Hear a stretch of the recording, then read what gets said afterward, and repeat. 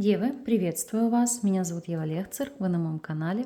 И для вас я снимаю ваше видео на декабрь 2022 года, ваш Таро-прогноз.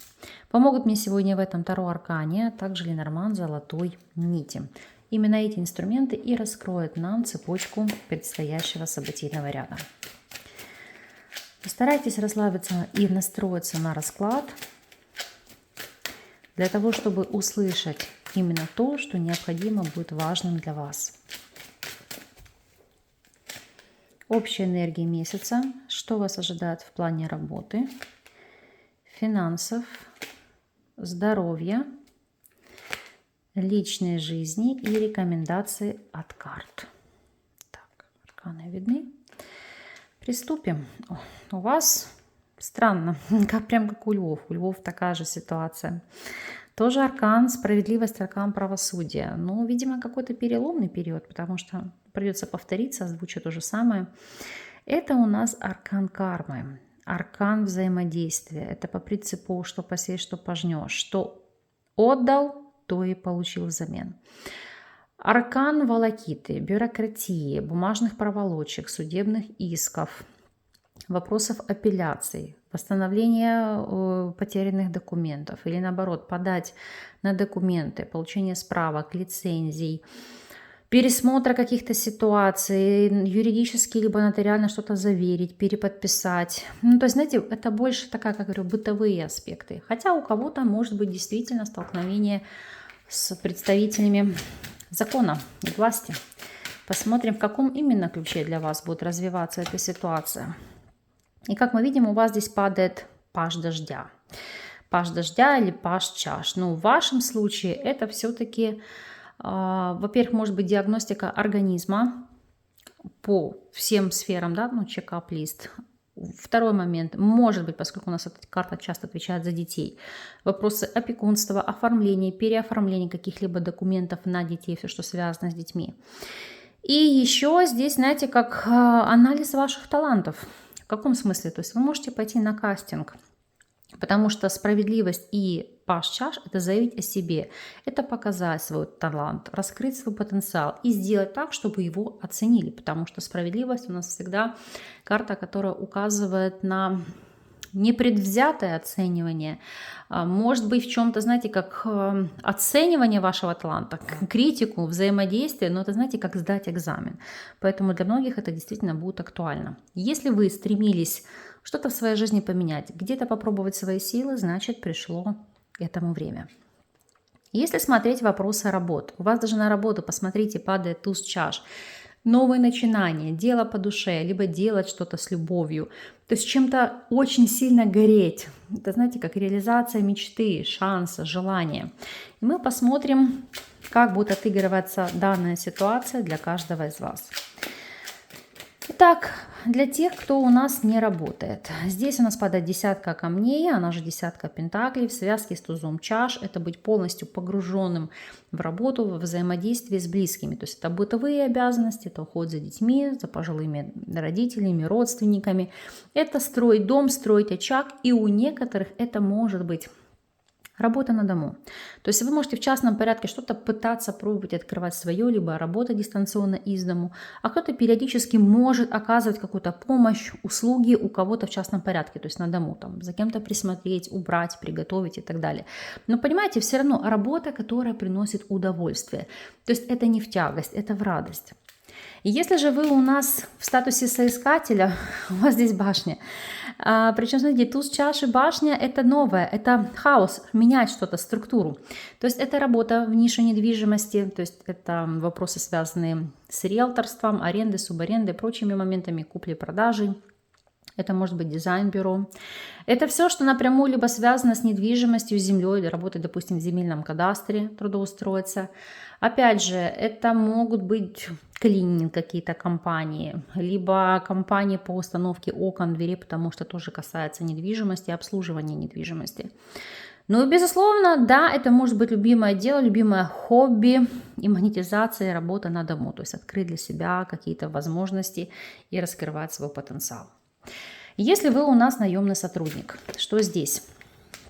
Здесь по семерке камней, она же семерка пентаклей, это ждать результата. Потому что здесь на горизонте для вас может замаячить новая работа, ну, предложение о работе. Здесь, знаете, как выждать необходимый момент. То есть вы здесь уже воодушевлены, вы понимаете, что у вас есть все шансы получить эту должность, эту вакансию, нужно просто выждать время. И если вы у нас, помимо всего прочего, не являетесь наемным работником, а имеете свой бизнес или собираетесь открывать свой бизнес, то видите, туз камней, он же туз пентаклей, это шикарные перспективы.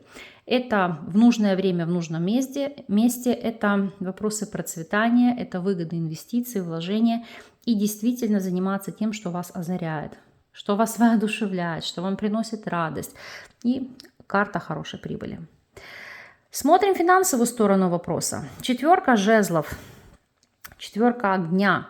Карта, которая указывает по ситуации на стабильность, на приумножение того, чем вы владеете. Возможно, инвестиции в недвижимость, вопросы ремонта, вопросы перепланировки, траты на семью, траты на праздники, траты на какие-то мероприятия. То есть, понятно, декабрь, многие могут готовиться и к корпоративам, и помимо всего прочего, проведению Нового года. То есть, ну, у вас, видите, финансовая ситуация стабильна.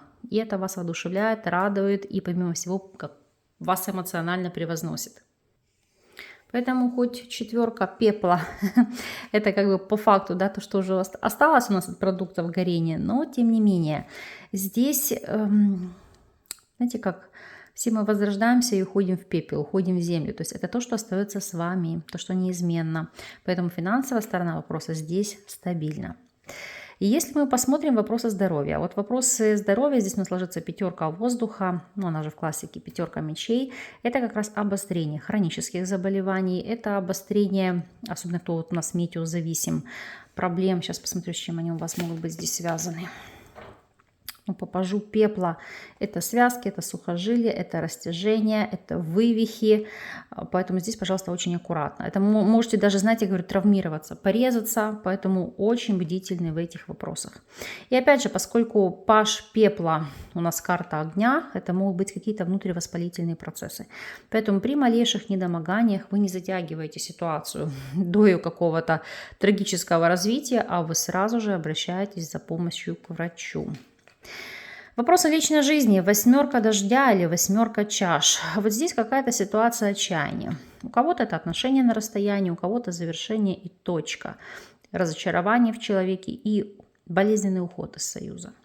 Будем смотреть, так ли это. Посмотрим ситуацию для тех, кто у нас свободен. Для тех, кто у нас свободен, семерка дождя. Это, знаете, как... Много у вас знакомств и поклонников, но все не так и все не те. И от этого отчаяния, что вроде бы и вниманием вы пользуетесь, а вот человека по душе найти себе не можете. А самое главное, здесь не обожгитесь, потому что, знаете, как может быть такая позиция, уж простите за такой сленг, да, а тому ли я дала. Ну, так оно и есть, потому что у вас уже здесь, это как хвататься за какую-то возможность, это уже, знаете, а похер с кем, вот этого делать не надо, потому что можете потом сожалеть о своих поступках. Это идентичная информация как для мужчин, так и для женщин, поэтому с этим, пожалуйста, очень осторожно. Не нужно в каждом встречном, поперечном видеть свою будущего партнера, свою половину, и не нужно обесценивать какие-то свои приоритеты, взгляды на жизнь и пытаться увидеть чувства, эмоции, любовь в тех, кто вам этого не дает. Если вы в любовных треугольниках, то, как мы видим, у нас здесь падает рыцарь пепла, а здесь восьмерка чаш.